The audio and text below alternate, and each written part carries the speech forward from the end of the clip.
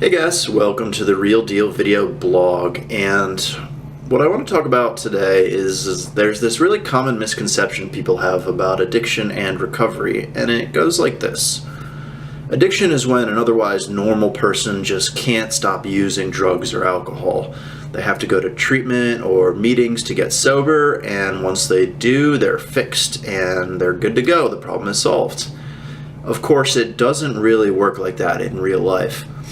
Addiction is a complex pattern of behaviors and emotions that goes way deeper than just drugs and alcohol. And recovery, by extension, is a lot more involved than just stopping drinking or stopping using. One of the key aspects to successful recovery is self-discipline. So we are fortunate enough to live in a place where self-discipline really isn't super critical to surviving anymore.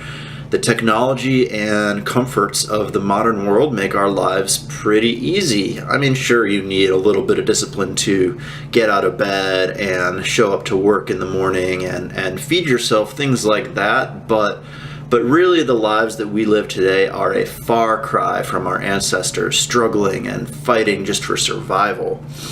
Of course, people in recovery don't really have that luxury of optional self-discipline. And, like I said before, getting sober takes a lot more than just putting down the alcohol and putting down the drugs. There are things that get and keep people sober, things like going to meetings, things like going to treatment and everything that entails, going to therapy, psychiatric treatment, practicing meditation and prayer, service, helping others. The list is pretty much endless, and what recovery looks like can really differ from person to person. There are many pathways to recovery, and I'm not sitting here trying to say that there's one right answer to the question of what will work for one person. But the thing is, for recovery to continue, these actions that got someone sober, they generally have to continue as well. And, once you've got some of that sober time under your belt, it can get really difficult to continue doing those things that are not really particularly fun. They're not really particularly cool. Nobody wants to brag about the fact that they go to Alcoholics Anonymous. So, let's say you're 6 months or a year into sobriety, you're looking good, you're feeling good, you've got your health back, that depression and anxiety is fading away, you're starting to mend some relationships with the people around you, you've got a job, things are stable, you've got some money in your pocket, in general, things are looking pretty good for you. So why continue to go to that weekly meeting? Why continue doing a daily meditation? Why continue exercising if you've gained back the weight that you wanted to gain or lost the weight that you wanted to lose?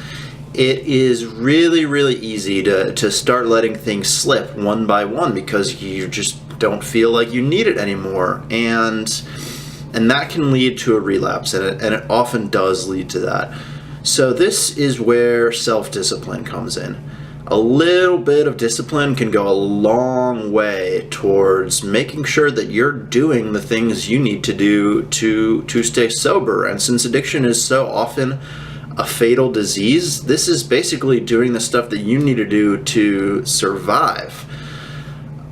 So it may seem like it's kind of tough to develop discipline, and it's a lot of work and it's a lot of effort, but really it's not so bad in the long run. The easiest way to get started is to develop a routine, and that can start really, really small. Let's say that you wake up every morning and the first thing you do is make your bed. It's easy and it builds a good habit. Maybe you start going to the gym every day after work. Maybe you commit to going to that same meeting at the same time with the same people every week. Make it your home group. Once you start to commit to a routine and stick to it, things become a habit, and it doesn't take so much effort just to make it happen every time. And, just to kind of prove my point here, I think we all know some people in our lives who are just very disciplined. That person who works really hard, that person who's really athletic. Maybe they're an athlete, or maybe they're just an amateur, but they're waking up at 5 a.m. every day and getting that perfect workout. And for these people, the thing to keep in mind is, it seems really extreme what they're doing, but they've built these habits over years, and it's not like every minute is this intense effort like it feels at first. They've gotten in the habit of practicing discipline. They started doing something every day, they stuck to it, and now it's natural. Now it's a part of them. The rest comes naturally. And this touches on one of the deeper problems of addiction. As I was talking about earlier, people who struggle with addiction tend to have deeper behavioral and emotional issues than simply using drugs and alcohol. And building a habit of self-discipline, of motivation, of routine is one of the best ways to start attacking these issues. Because at the end of the day, I'm one of those people who believes that people can truly change.